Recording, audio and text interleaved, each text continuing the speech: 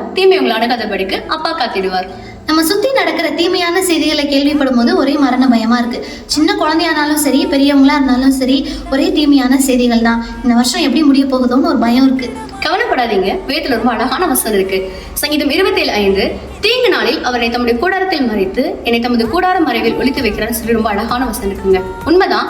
நம்ம இயேசுவோட பாதுகாப்புல இருந்தாலே போதும், நம்மளுக்கு பாதுகாப்பு தான். வலப்பக்கம் தீமையாக இருந்தாலும் இடப்பக்கம் தீமையாக இருந்தாலும் எதுவும் நம்மளை அணுகாது, சேதப்படுத்த விட மாட்டாரு. நம்மளோட பாதுகாப்புக்கு அப்பா தான் கேரண்டியா இருப்பாருங்க. சோ கவலைப்படாதீங்க, தீமைகள் உங்களை அணுகாது.